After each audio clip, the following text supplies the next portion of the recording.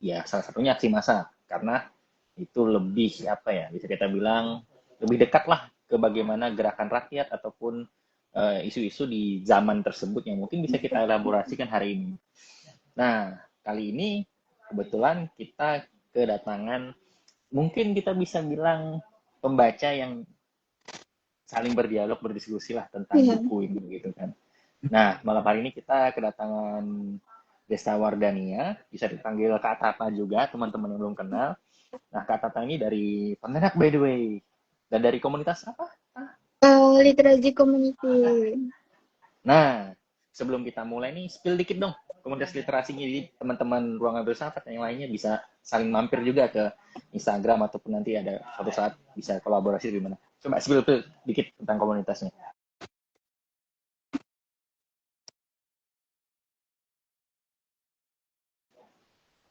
Ya, boleh apa? Boleh di-spill dikit tentang komunitasnya Tata soal literasi. Gimana di mana domisilinya, yang apa? Maksudnya komunitas itu domisili komunitasnya di mana, terus aktivitas di komunitasnya apa aja gitu. Nah, boleh Tata spill tuh biar teman-teman pada tahu. Oke, Assalamualaikum warahmatullahi wabarakatuh. Selamat malam semuanya. Aku ucapin terima kasih sama Bang Angga yang udah eh, mengundang aku ke ruang filsafat ini dengan tema membakar ya. Oke, jadi aku spill dikit. Jadi komunitas aku itu bernama Literasi Community. Itu di bawah naungan Literasi Publisher. Jadi dia juga tempat untuk selain dia ada acara-acara di situ, dia juga ada tempat untuk misalnya kita mau itu ya mau nerbitin buku di situ juga bisa gitu, nerbitin secara solo atau secara ramai-ramai antologi itu juga bisa. Tapi aku fokus aktif di komunitasnya, di kegiatan-kegiatannya. Aku penggeraknya di situ. Em, Fungsi aku di situ itu sebagai selain moderator, aku juga ikut narasumber di sana sih. Bang, aku yang ngisi narasumber di sana itu tentang isu-isu sosial, kayak tentang isu-isu kayak hal-hal kecil gitu kan, tentang quarter life crisis gitu kan, terus tentang kayak keluh keluh kesah anak-anak zaman sekarang lah gitu, kayak keluh kesah ya masyarakat-masyarakat zaman sekarang gitu tentang politik ataupun apa gitu kan. Dia kan ada berbagai macam itu ya acara ya, kayak ada literasi community gitu kan. Terus ada litera sharing gitu, litera education kayak tempat berbagi ilmu gitu kan. Terus ada ruang untuk berbagi kayak sharing-sharing pengalaman kita gitu. Terus juga ada ruang debatnya gitu. Ruang debatnya itu kayak kita cuman memikirkan kayak nanya nih pro atau kontra gitu kan. Jadi kayak sama-sama belajar hal baru sih di situ gitu. Itu empat itu udah dijadikan satu program kerja yang bernama Akar Rumput. Oke, akar rumput ya itu sering juga Mm-mm. digunain sama teman-teman di aktivis juga ataupun pergerakan-pergerakan dengan grassroots movement bla bla dan sebagainya macamnya itu banyak banget. Tapi sampai di titik ini kita mungkin tidak akan membuang-buang waktu karena ini menarik gitu tentang kapitalisme Indonesia dan kita juga pengen tahu nih perspektif atas setelah membaca buku Tan Malka yang berjudul Aksi Massa ini. Nah, mungkin Tata bisa dikit jabarin nih hasil pembacaan Tata itu apa dan yang ngena banget ke Tata itu apa. Silakan dijelaskan. Oke, kan semalam kan kita baru merayakan 17 Agustus ya. Itu tepat kayak 80 tahun, mungkin itu bisa dibilang ya angka yang cukup besar ya. Karena kayak ibaratnya em, udah mau satu abad mungkin kan, kayak angkanya udah besar banget gitu. Terus menurut aku dari yang aku simak di situ ya, aku kan membahas tentang kapitalisme Indonesia ya, dari yang aku lihat dari sudut pandang Tan Malaka itu khususnya di aksi massa bab 4 itu kan.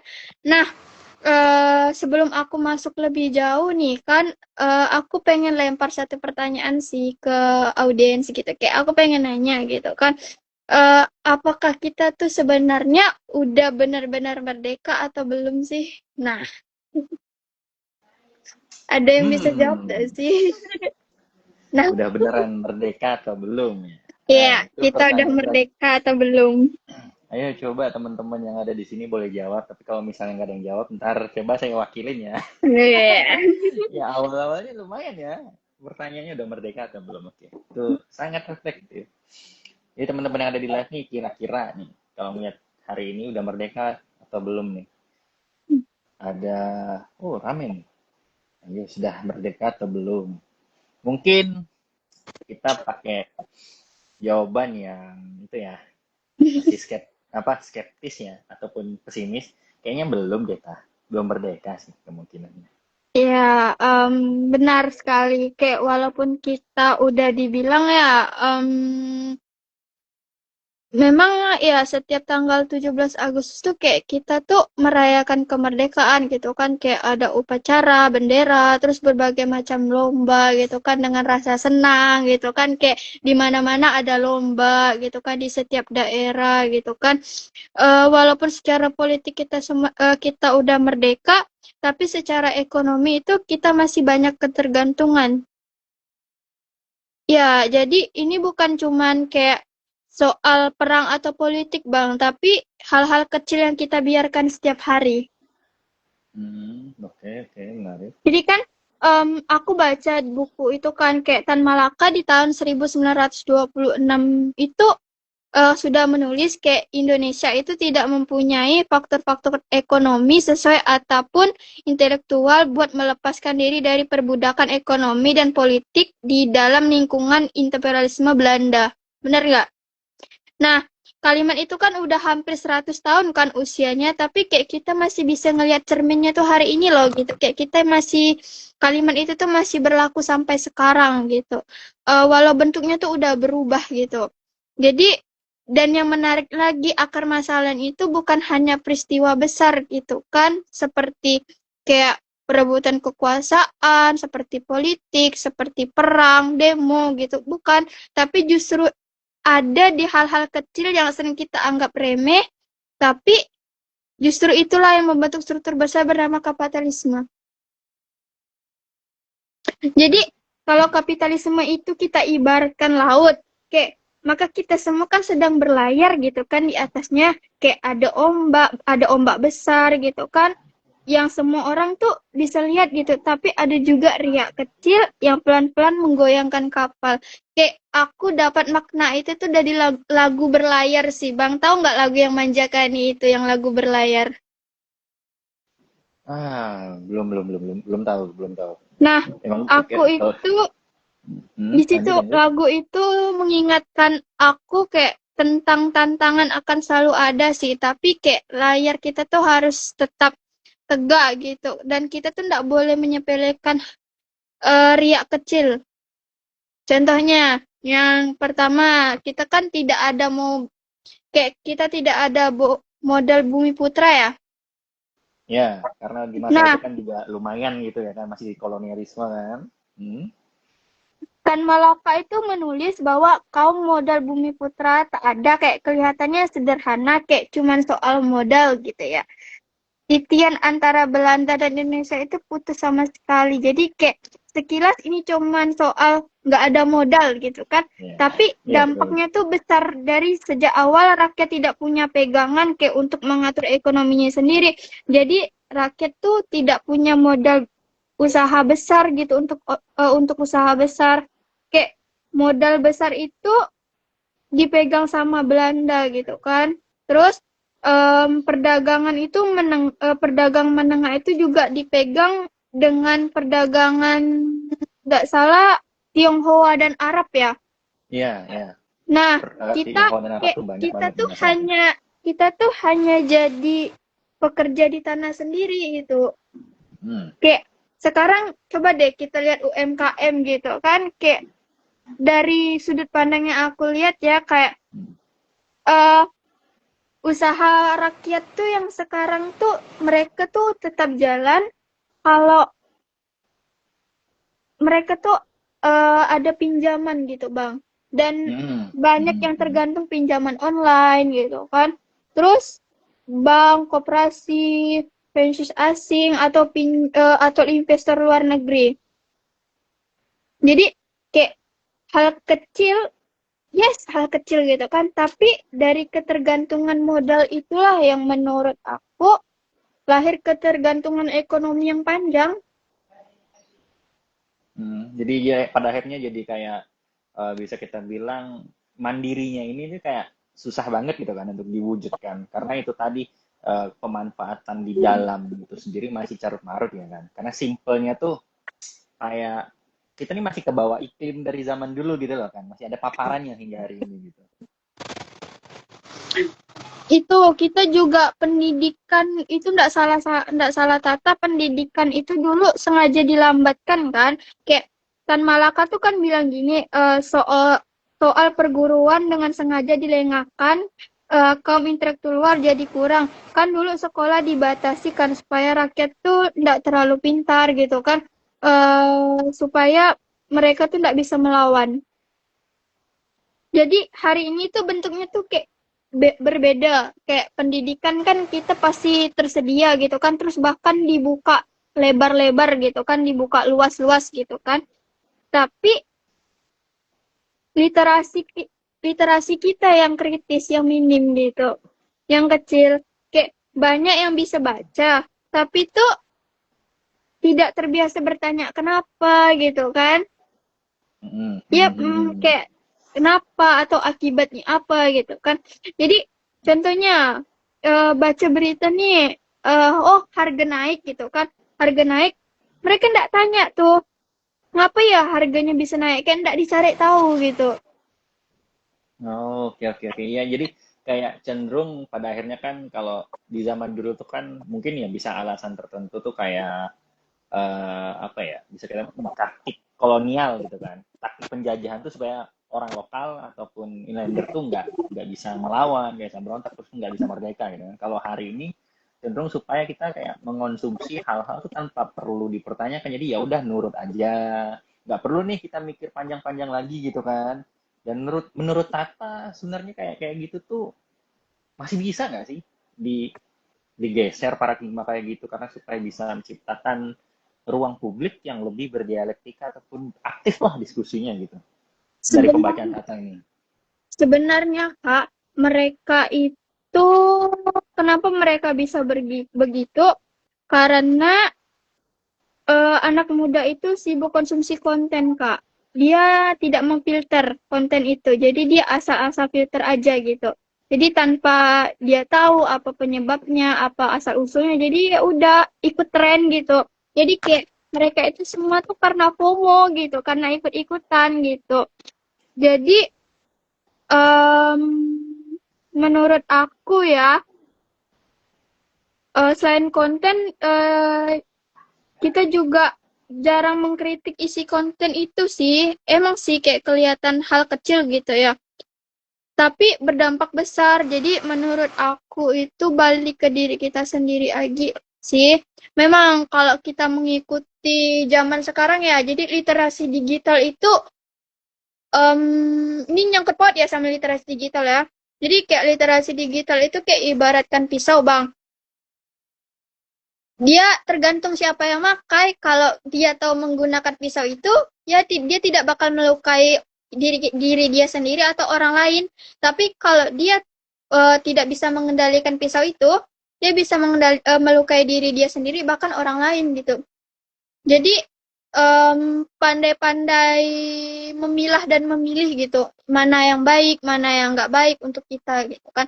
Karena kan gimana ya, kita itu bukan tidak bisa memilih Bang, mana yang baik, mana yang tidak baik. Tapi kita kadang yang kita anggap baik itu ternyata bukan hal baik buat kita gitu. Jadi kayak melihat pencapaian orang lain nih, kayak oh hal baik nih untuk kita positif nih kontennya. Padahal di situ kita bisa membuat diri kita overthinking di situ, membuat diri Hmm, kita kayak pengen ikut dia gitu. Jadi pengen kayak hmm, jadi dia juga gitu kan. Padahal kan ya, gini ya.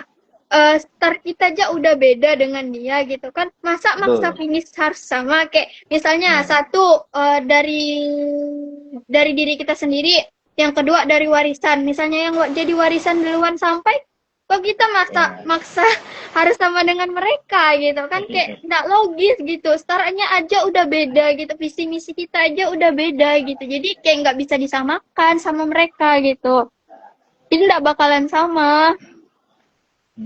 Ya, ya, ya, menarik. Jadi secara nggak langsung kan kita tuh nggak bisa ya. Kalau ada peribahasa itu kan kayak kita nggak bisa pakai baju orang lain gitu kan.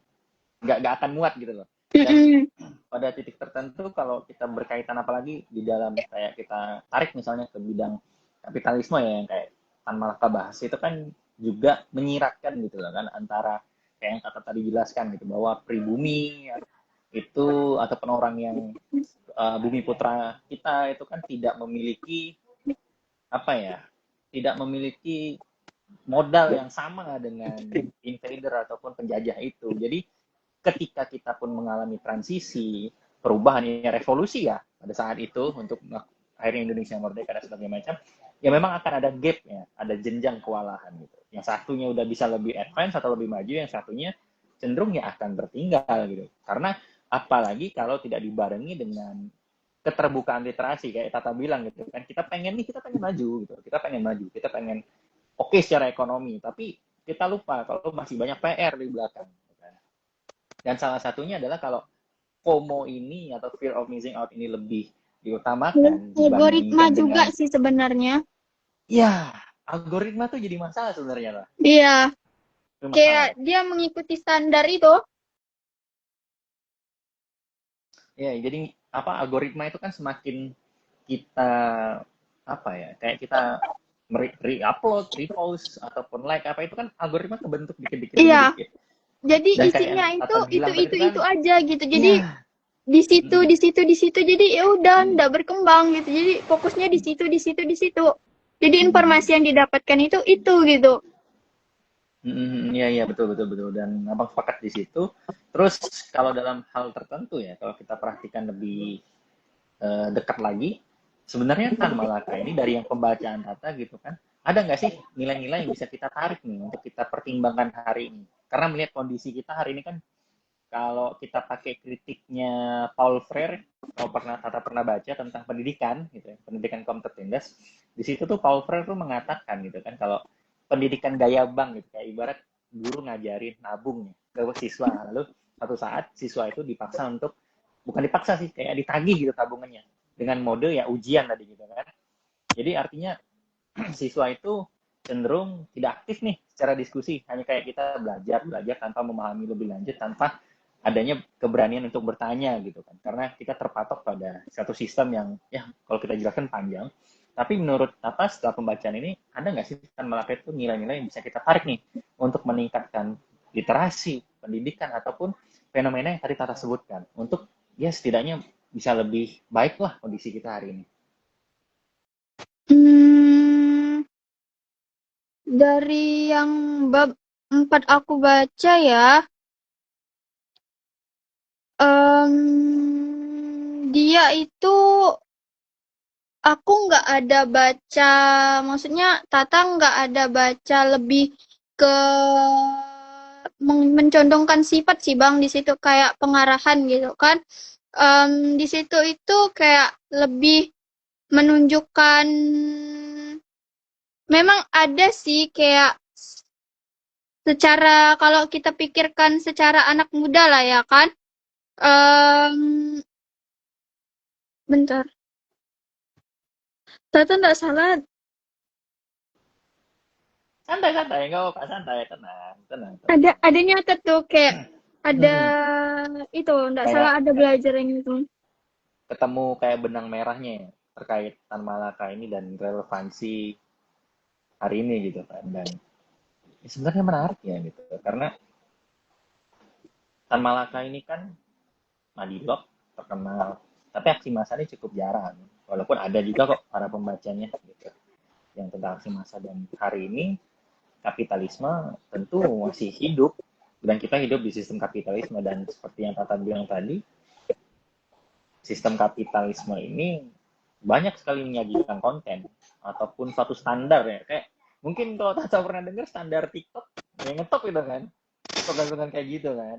Iya. Nah, kalau Tata ngeliat standar apa fenomena standar TikTok setelah Tata ngebaca Tan Malaka ataupun dari pengetahuan Tata tentang literasi, gimana tuh pendapat Tata tuh? Ya, tentang standar TikTok. Ya, kan lagi ngetop tuh ya. Harus kita harus ngikutin apa patokannya, ngikut dong standar ini bla bla bla, karena standar TikTok kan kayak jadi suatu trendsetter ya. Jadi kayak apa-apa tuh patokannya di situ. Walaupun ya ada juga kok orang-orang yang ikut standar gitu kan. Apalagi kalau kita lihat dalam konteks Tan Malaka ini, itu termasuk salah satu aspek yang berkaitan sebenarnya. Tapi nggak apa-apa sih, tapi santai. Gimana menurut Tata? Lihat secara Berarti pribadi. ini fokus ke anak-anak dan remaja ya. Jadi Ya, itu kalau boleh. kita bicara masa depan, kayak kita bicarakan tentang anak-anak dan remaja, Tan Malaka tuh sejak dulu tuh kayak udah menekankan pentingnya pendidikan, kayak pendidikan masa zaman dulu gitu kan. Karena tanpa pendidikan rakyat akan terus ditipu dan dijajah. Jadi di zaman kolonial dulu itu akses sekolah itu sengaja dibatasi, kayak anak-anak pribumi tuh kayak hanya boleh sekolah nggak salah sampai level tertentu aja ya gitu, supaya kayak tetap jadi kayak buruh murah gitu kan di perkebunan atau pabrik, kayak anak-anak tuh dipaksa kerja kayak sejak dini gitu kan, sejak kecil gitu kan, dan kesempatan untuk berkembang itu ditutup rapat gitu. Jadi nah sekarang makanya bentuknya seperti itu. Jadi kesalahannya tuh emang udah dari dulu gitu kan. Jadi anak-anak dan remaja itu memang bisa sekolah, tapi mereka tuh jadi sekarang apalagi mereka itu jadi target pasar sejak dini, Bang. Kayak dari bahkan dari mainan, dari snack sampai ke game online tuh, kayak semuanya tuh dirancang untuk bikin mereka merasa konsumtif gitu, kayak iya kan. Terus kayak media sosial itulah yang membentuk pola pikir mereka gitu. Karena kayak mereka merasa, oh keren nih kalau aku pakai barang ini, padahal belum tentu cocok buat mereka. Kayak gaul itu kalau ikut ikut tren-tren TikTok gitu kan. Jadi anak-anak itu akhirnya jadi lebih cepat jadi konsumen sebelum mereka belajar jadi produsen gitu. Jadi banyak remaja yang menghabiskan waktunya itu untuk scroll, ikut challenge atau belanja online gitu kan.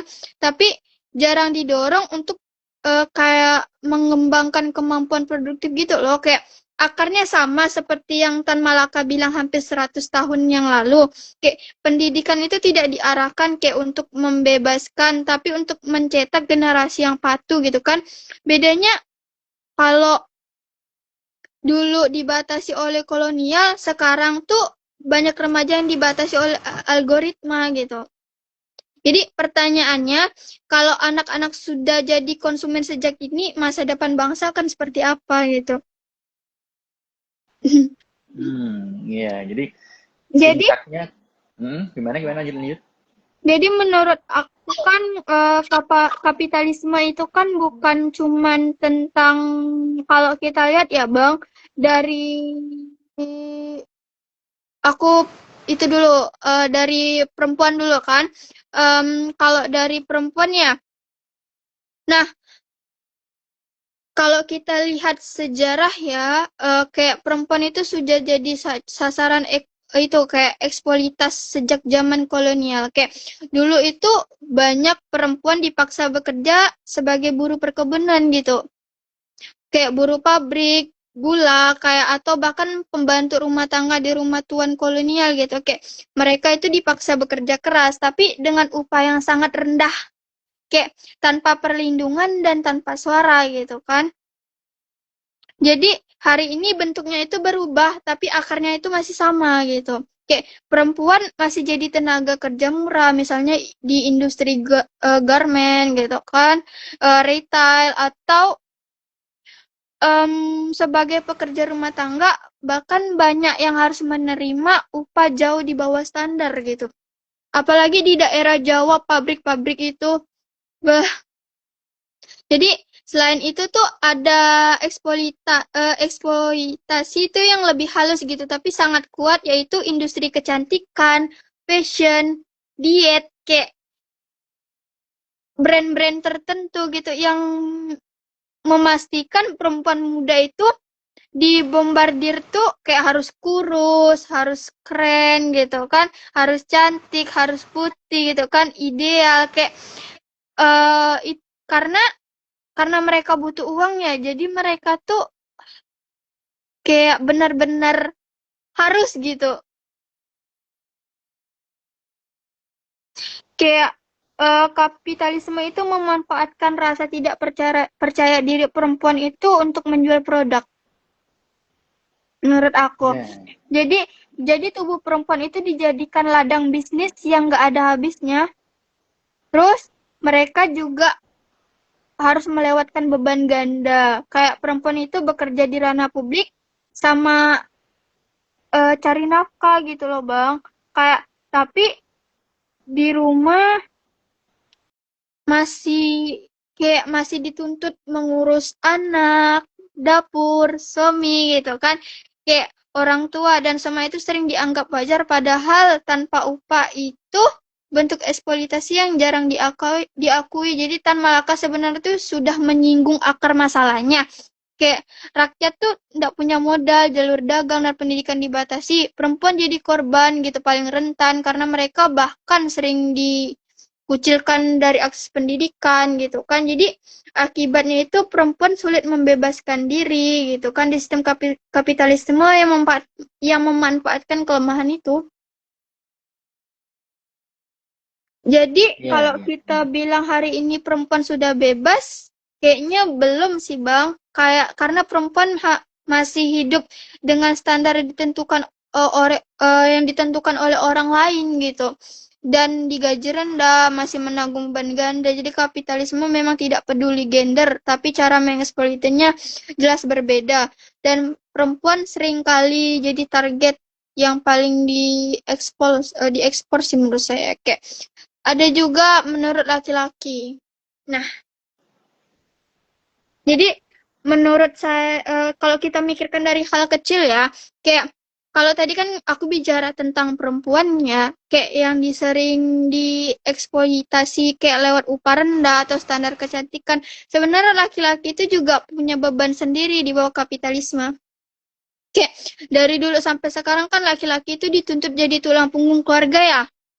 Kayak seumur hidup itu pikirannya penuh dengan harus mapan, harus bisa biayain anak istri gitu kan yang belum menikah gitu kan. Yang belum menikah pun mereka mikirnya kayak eh mereka tuh takut nikah gitu kan, takut melangkah karena merasa belum cukup mapan gitu. Kayak banyak laki-laki bilang saya nggak mau ngajak anak orang lain hidup susah. Kayak saya sering dengar omongan itu dari teman-teman saya gitu kan.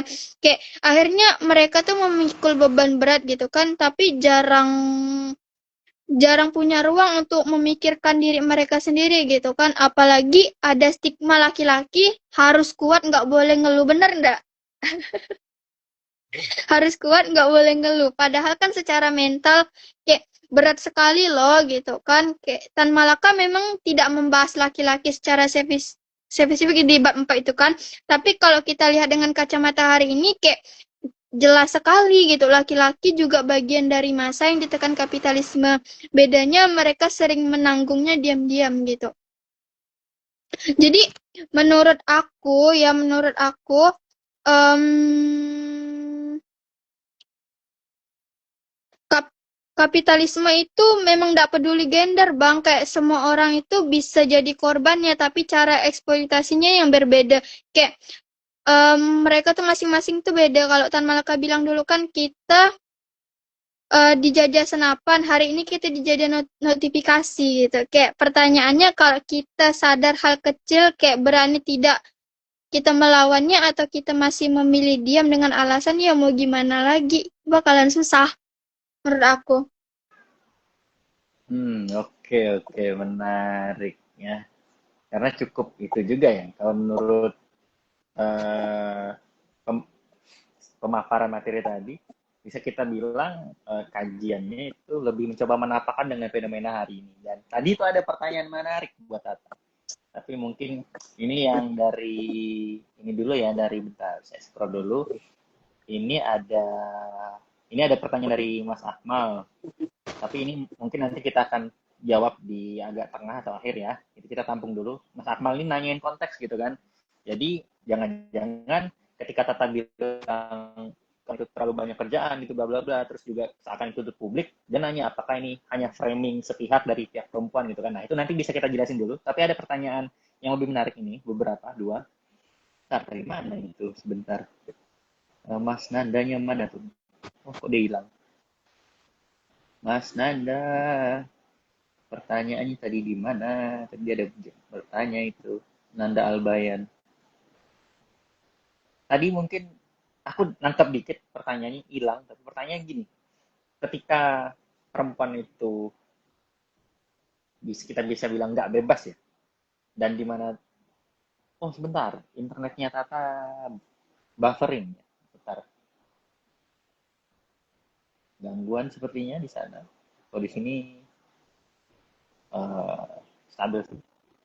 Halo guys, ada yang bisa ngasih saya? Wah, ketendang. Katanya ketendang. Sebentar dulu. Kayaknya jaringan ya. Sebentar. Dia ketendang. Oke, saya invite lagi.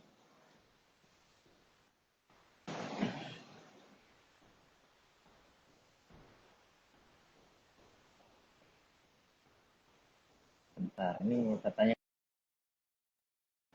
Nah, sudah join lagi? Bisa Tata?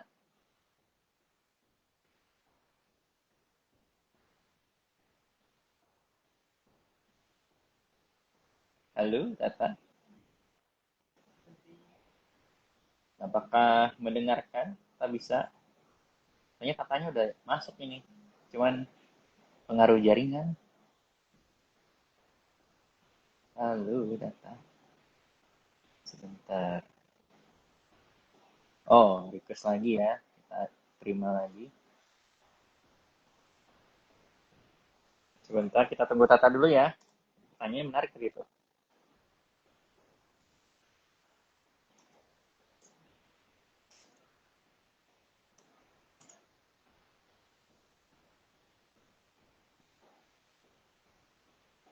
Mungkin uh, mungkin aku sedikit pengen.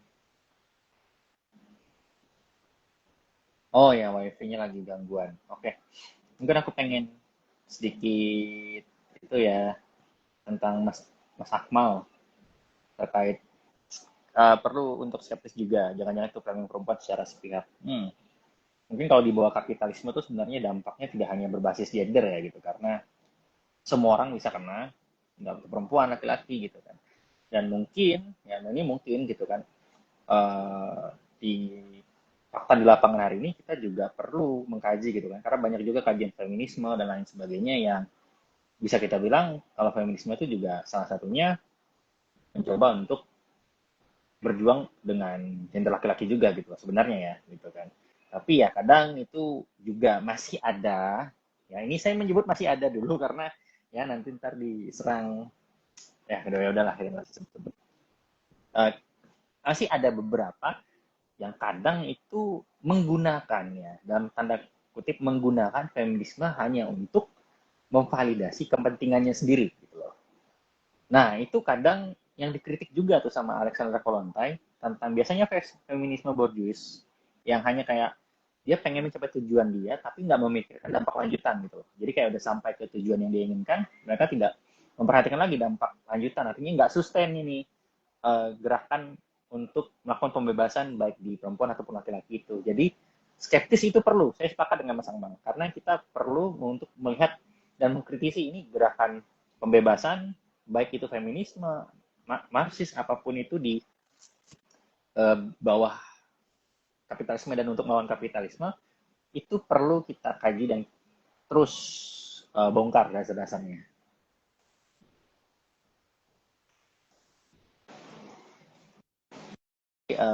Bisa kita bilang kekritisan kita tuh kita mulai dulu sih terkait nalar kita dan diskursus kita di apa namanya di ruang publik, ruang-ruang diskusi, dan itu menarik. Malah itu ya penting, skeptis itu penting, bener, saya sepakat dengan skeptis itu penting. Dan kalau misalnya skeptisisme itu tidak kita rawat, kita cenderung kayak jatuhnya takutnya malah itu kan apa ya, kayak manut-manut aja gitu.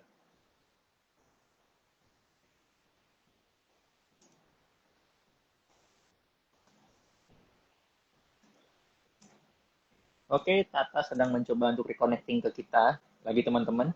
Jadi mohon tunggu sebentar ya. Tadi ada pertanyaan, cuman nggak tahu hilang kemana, apa tenggelam ya, atau dihapus. Mas itu. Bentar. Oh, bukan dari Mas itu dong. Dari Bahira yang bertanya. Astaga, mata saya tidak kelihatan. Saya udah pakai kacamata. Kacamata baru nih. Anjay.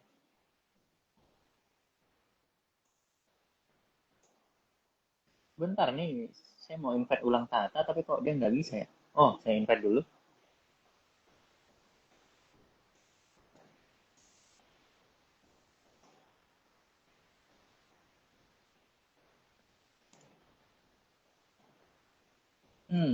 Sebentar. Apakah diskusinya akan terpotong dengan kita membuka diskusi baru?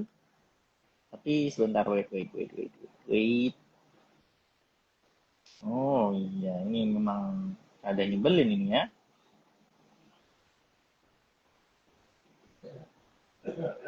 Saya mau cancel, remove dulu. Oh, bisa. Hampir saya remove tadi. Hampir kepencet. Belum Sumpah, kepencet. jaringannya ngajak kelahi. Oke. Hujan. Oke, jadi ini ya sedikit tambahan. Jadi tadi ada yang bertanya tentang skeptisisme gitu. Kita harus skeptis terhadap framing. Jangan-jangan itu framing yang dibuat perempuan aja secara sepihak. Jadi kayak mungkin Tata pernah tahu ya SJW yang bahas feminisme tuh. Jadi memanfaatkan gerakan pembebasan perempuan tapi hanya untuk kepentingan dirinya sendiri gitu. Jadi kayak dia pengen menjadi independent woman, tetapi itu kadang justru juga malah kayak mendiskreditkan gender lain gitu loh, kayak laki-laki misalnya, menyudutkan gitu. Jadi dalam artian feminisme ini tidak sesuai koridor, keluar dari esensinya, karena kan feminisme kan asalnya untuk membebaskan perempuan dan laki-laki juga di bawah kapitalisme kayak tadi kita yang bilang. Jadi kayak pertanyaan Mas Akmal tuh, ya kita perlu skeptis kok, karena setiap gerakan itu kan perlu adanya kritik ataupun diskusi kan, supaya tetap hidup, supaya tetap bisa relevan dengan zamannya. Jadi lebih gambarannya begitu. Dah, ini pertanyaan menarik nih, dari Mbak Hira nih. Jadi dia nanya nih kan, mau tanya dong, kalau menurut Tata, gimana cara melawan kapitalisme ketika Tata tadi bilang perempuan sulit membebaskan diri dari kapitalisme, sementara kita sendiri tuh nggak bisa lepas dari kapitalisme sekecil apapun. Kalau dari perspektif Tata ada nggak caranya? Mungkin ini berarti strukturnya itu sosial ekonomi kayak membuat perempuan itu tetap terikat pada konsumsi, kayak peran ganda, kerja, atau kayak tidak dibayar, kayak ekspektasi kayak kecantikan gitu kan. Jadi dan ketergantungan finansial. Jadi kapitalisme itu bukan cuma soal beli-beli barang, tapi juga mengatur nilai, waktu, dan pilihan hidup. Jadi lalu masalahnya kayak kita kan sendiri tidak bisa melepaskan diri dari kapitalisme ya, bahkan sekecil apapun. Kayak misalnya kita harus beli makanan gitu kan, terus bayar internet, pakai transportasi, semua itu bagian dari sistem kapitalisme. Jadi muncul paradoks gitu kan, bagaimana bisa melawan sesuatu yang kayak sistematiknya meresap kayak ke setiap aspek kehidupan sehari-hari gitu. Jadi kalau dikaitkan dengan Tan Malaka bab 4 kayak beliau tuh membahas, saya pernah baca sih kayak pernah baca itu ya ndak salah kan sama yang ke waktu abang suruh Tata baca itu. Hmm, Tata hmm, pernah hmm. baca tentang bab 4 itu, beliau itu membahas tentang kapitalisme itu sebagai alat penindasan kelas. Jadi Hmm. intinya kapitalisme itu menahan masyarakat, kayak masyarakat bawah gitu kan, dari kebebasan sejati, kayak bahkan ketika mereka merasa bebas. Jadi melawan kapitalisme itu tidak harus berarti total menolak semua hal kapitalisme, tapi lebih ke apa ya, menjadi sadar sih, kayak kritis gitu terhadap sistem, kayak serta mengurangi ketergantungan kita sama algoritma dan kayak eksploitasi yang tidak perlu sih menurut Tata. Hmm, hmm, hmm, hmm, hmm, hmm. Kayak Dan lanjut Bang. kesadaran diri gitu kan, kayak mengerti gimana ya, kayak kita tuh mengerti kalau bahwa beberapa perilaku atau konsumsi itu hasil tekanan dari kapitalisme, yang misalnya standar kecantikan, pekerjaan ganda, kayak tuntutan harus punya barang yang X, yang ini, yang itu gitu kan. Jadi kayak terus kita harus bisa memilih secara kritis. Jadi misalnya membeli produk lokal gitu kan, mendukung ekonomi yang mungkin yang lebih adil gitu, atau menolak budaya konsumtif gitu kan, yang Hmm, hmm. yang merugikan diri kita sendiri gitu. Terus eh sorry gitu, nggak salah Tata, solidaritas dan kolektif itu juga bisa loh Bang, kayak bergabung dengan komunitas perempuan yang memperjuangkan hak ekonomi, kayak pendidikan, akses sumber daya. Dan di Pontianak itu nggak salah Tata ada ruang ruang diskusi perempuan. Oke, apa tuh medianya atau Kayak ruang berbagi cerita untuk perempuan. Jadi hmm? kayak dia tuh benar-benar kayak isinya tuh perempuan semua. Jadi dia menegakkan kayak perempuan kan katanya banyak yang dituntut harus ini, harus itu gitu Hmm, kan. Jadi di situ iya. tuh ruang untuk berbagi, mereka berdiskusi, bercerita gitu. Oke, menarik, menarik. Mungkin mungkin abang pengen nanya ya kan, kan kan kalau dalam hal ini ya, dalam hal ini kan bisa kita bilang eh, terkait masalah penindasan perempuan, pembebasan perempuan. Kalau menurut Tata, dalam hal pembebasan ini, apalagi karena ini kan kita membahas payungnya itu kapitalisme ya, yang menyebabkan Mm-mm. semuanya bermasalah gitu kan. Menurut Tata, ketika ada diskursus tentang perempuan tuh penting nggak sih melibatkan laki-laki misalnya di dalamnya untuk juga membahas ikut sama-sama atau memang harus dipisah dulu nih? Menurut Tata gimana? Kalau menurut Tata ya, em, kalau kita tergantung permasalahannya sih Bang. Oh, oke. Kayak Hmm, kadang kan emang ada masalah perempuan yang laki-laki itu tidak mengerti gitu kan. Kayak dari ya kayak mungkin ada beberapa yang bisa disamakan, kayak diskusi bersamaan gitu kan. Ada hmm. yang mungkin dipisahkan gitu, tergantung pembahasannya. Oke, oke. Berarti kajian-kajiannya itu perlu yang namanya pandangan yang sifatnya situasional ya gitu kan. Jadi Iya. supaya pertama tadi supaya tidak itu juga tidak ada bias gitu kan, tidak ada eh, apa namanya kayak mungkin bisa kita bilang fokus dulu nih ke inti permasalahannya yang mungkin dielaborasikan nanti bersama-sama di dalam gerakan kolektif gitu ya, Taya. Iya, karena kan kadang Bang, perempuan itu tidak bisa mengerti isi kepala laki-laki, dan isi kepala laki-laki itu juga tidak sesuai dengan isi kepala perempuan. Jadi kayak bertolak balik belakang gitu. Oke, oke, oke, oke, oke, oke, oke.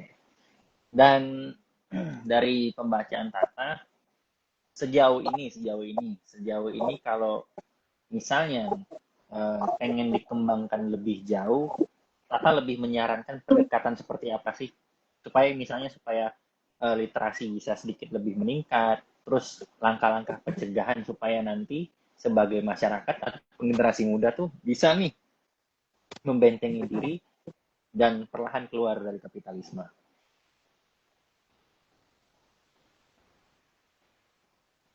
Ah, putus-putus. Nah, jadi gini, dari pembacaan Tata, saran Mm-mm. Tata nih supaya nanti generasi hari ini tuh bisa perlahan keluar dari kapitalisme dan tingkat literasinya membaik tuh apa kira-kira dari hasil pembacaan Tata dan pengalaman Tata? Kalau dari pengalaman aku ya, kita harus berani keluar dari zona nyaman sih. Karena kan di literasi itu kan mencakup luas ya Bang, kayak jadi yang dicari di dalam informasi itu algoritmanya itu mungkin lebih ke kesadaran lagi sih, kayak kira-kira ini itu bermanfaat untuk aku atau tidak gitu kan, ini untungnya Hmm.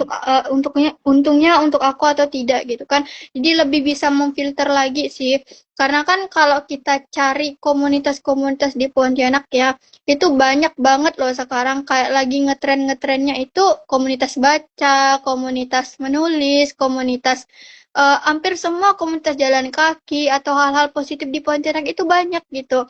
Jadi em, menurut aku cari komunitas yang sesuai dengan kita atau mau mencoba hal baru gitu kan, kayak berani keluar dari zona nyaman. Jadi kayak kita nggak ngestak di situ doang gitu. Jadi berani mencari untuk belajar berpengalaman baru gitu kan, bertemu dengan orang-orang banyak gitu kan, itu bisa membentuk diri kita sih sebenarnya, bisa em, men, apa ya, menindas kapitalisme juga menurut Tata, kayak organisasi-organisasi, bertemu teman gitu kan, terus melakukan hal-hal positif itu bisa termasuk. Oke, jadi memang kita nggak bisa menolak kapitalisme gitu ya secara utuh karena kita hidup di dalamnya sampai hari ini dan ya sepakat gitu, sepakat dalam artian kita bisa kok menggunakan celah kapitalisme walau susah ya, kita bisa bilang susah untuk mendapatkan celah dalam kapitalisme karena penindasan dan eksploitasi kapitalisme itu sangat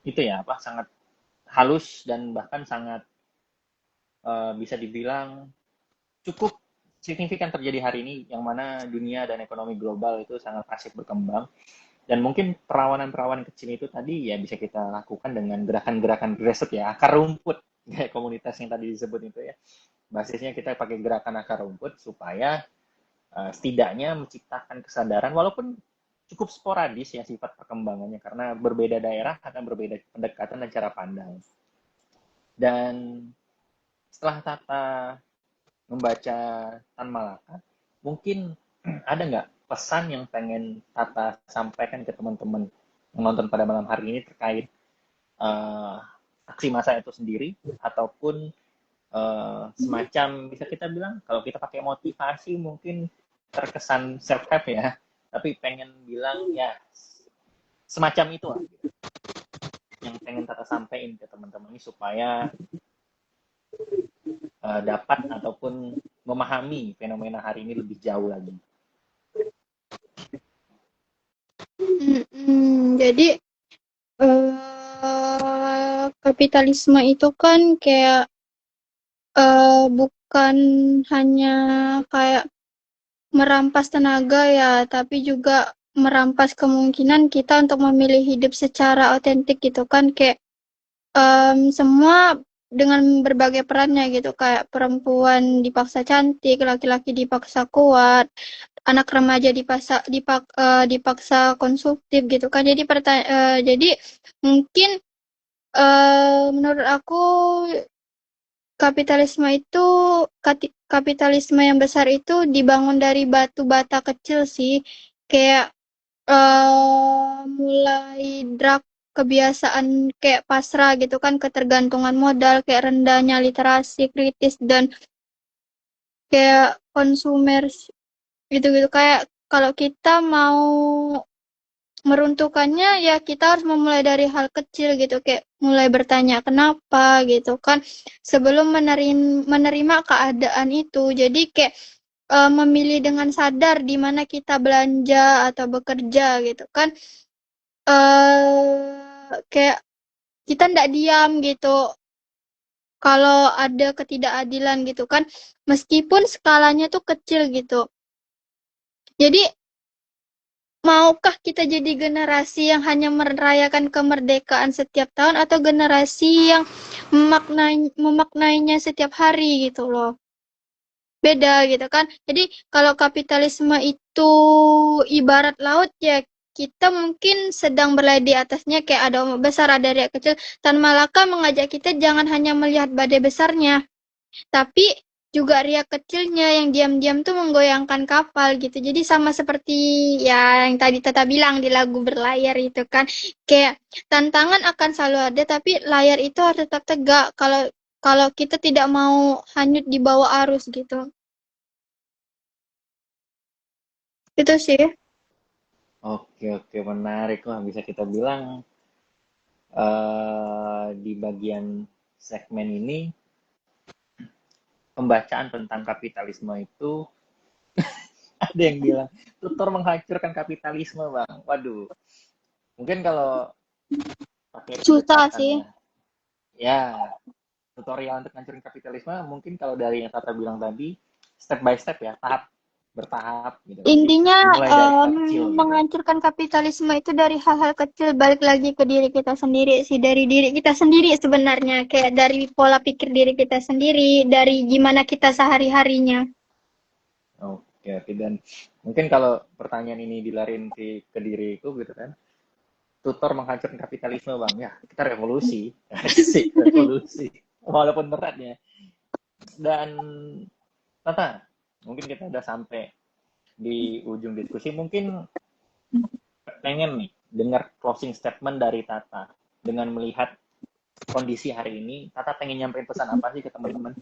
Khususnya supaya menimbulkan semangat perlawanan walaupun dari riak-riak kecil gitu. Hmm, untuk anak-anak zaman sekarang, kayak untuk termasuk untuk Tata lah ya, karena masih 19 tahun ya, kayak jangan mudah goyah sih, jangan mudah terpengaruh sama omongan orang gitu kan, jangan mengikuti standar keberhasilan orang gitu, mengikuti standar orang lain, karena kan diri kita sendiri juga punya keterbatasan tertentu ya. Jadi kayak jangan memaksakan sesuatu yang sebenarnya itu tuh bukan untuk diri kita gitu. Bukan karena kita nggak tahu itu cocok untuk kita atau enggak gitu. Iya, Jadi iya, iya. Jadi, jangan itu sih, jangan apa ya, bingung. Kayak ada di hmm. kepala tapi bingung untuk mengutarakannya. Jadi kayak apa ya? Mungkin kita bisa bilang tuh jangan mudah FOMO, jangan Iya, mudah FOMO, algoritma. jangan Jangan dan mudah juga goyah. dan terus bisa kita bilang lebih berani untuk tidak ikut-ikutan tren. Berkata tidak sih, berkata tidak, karena itu bakal menyelamatkan diri kita. Karena kalau kita bakalan terus ngomong iya, iya, iya, tapi diri kita sendiri sebenarnya tidak mampu, itu tuh bakalan menyakitkan diri kita sendiri. Betul, betul, betul. Dan karena jatuhnya kan apa ya? Sebenarnya bukan didasari keinginan dari diri kita kan, karena ngikutin ekspektasi orang gitu, harus Iya. terpenuhi gitu. Wah, Mas Akmal, Bang Akmal nih bilang nih, Mas Akmal, 19 tahun baca Tan Malaka, wah keren. Ya, Tan Malaka bisa kita bilang dikenal dari Madilog, ya. Madilog, Madilog, Madilog. Banyak buku-bukunya yang lain yang bisa dibaca lagi, dan mungkin nanti kita bakalan bikin sesi-sesi selain aksi massa, mungkin ada sesi-sesi lainnya lagi gitu kan. Dan mungkin nanti dari teman-teman atau Tata lagi nanti kita bisa saling kolaborasi lagi di masa depan. Jadi nanti teman-teman yang ada di sini bakal ada sesi-sesi lanjutan lagi, khususnya untuk membaca buku. Karena untuk membaca buku itu kadang dibutuhkan sedikit waktu luang gitu kan, apalagi mendiskusikannya seperti malam hari ini. Dan mungkin dari closing statement Tata tadi yang bilang saya juga pengen terima kasih nih Tata udah mau menyempatkan waktu pada malam hari ini diskusi Sama-sama. tentang pembacaan Tan Malaka ya, yang Ya, mungkin bisa dibilang kadang ada kendala juga kan gitu karena Tan Malaka kepenulisannya juga agak susah dipahami sedikit-sedikit, apalagi pakai bahasanya. ya bahasanya bahasa lama Jadi kan zaman ya dulu. makanya kayak di-upgrade di bahasa sekarang karena kan mungkin kita kan nggak hidup di zaman dulu lagi kan. Jadi kayak Iya, di-upgrade bahasanya sih biar iya mudah betul betul dipahami. betul. Dan diskusi semacam ini juga membantu ya, membantu untuk memahami lebih jauh selain dari buku teks ya. Karena buku teks kita tahu sudah banyak di online dan toko-toko buku dan mungkin dengan diskusi hari ini kita bisa lebih memahami makna-makna yang ada di dalamnya gitu. BTW, Tata, makasih sudah mau hadir dan sudah mau jadi Sama-sama. pembahas buku pada malam hari ini. Mungkin kita akan adakan diskusi lebih lanjut lagi nanti. Oh ya, sebelum kita closing, ayo promosin lagi dong komunitas literasinya. Monggo, silakan. Aduh, buat teman-teman yang pengen gabung atau pengen join atau pengen nerbitin bukunya gitu kan, bisa ke DM IG Literasi Asli itu ada di IG. Tuh silakan chat adminnya kayak pengen collab atau pengen ngajak kerjasama atau apa juga bisa gitu. Kebetulan adminnya aku. Jadi aku bakalan nih itu Bang yang nama Debbie itu. Nah, itu yang punyanya. Oh iya iya iya Mbak Debbie apa mohon maaf ini udah di ujung diskusi cuman nanti Mbak Debbie dan teman-teman lainnya yang kelewatan bisa nonton ulang diskusinya di Instagram Ruang Filsafat dan juga bisa nanti di YouTube karena kita ada YouTube juga di sana jadi dokumentasinya bisa lebih terawat di sana nanti. Oke oke. Oke. Okay. Jadi teman-teman nanti follow juga IG-nya Tata, follow juga IG-nya komunitasnya Tata, jadi bisa saling nanti di masa depan mungkin teman-teman. Oh Debbie cowok, sorry, sorry, Mbak Debbie, Cowok, sorry, namanya cowok sorry. Vero. Oh alah, sorry. Jadi ntar bisa apa saling kunjung komunitas nanti jika ada kopdar dan lain sebagainya apa dan lain sebagainya. Jadi nanti teman-teman sering follow-follow aja dan saksikan terus update dari Ruang Filsafat. Makasih ya Tata ya. Thank you. Sama-sama. Thank you. Makasih. Nanti kita akan baca-baca buku lainnya lagi di segmen-segmen selanjutnya. Kalau gitu Tata, selamat kembali beristirahat dan melanjutkan aktivitasnya. Nanti izin upload di YouTube ya sama kita Oke. simpan Okay. di list ini nanti. Terima kasih Bang Angga sudah menyempatkan saya. Sebelumnya saya tidak pernah masuk ke ruang Nggak apa-apa, jadi nggak apa-apa. tawan panik. Santai. Telat nih, aduh nggak apa-apa. Bang Malaka Aduh. tenang.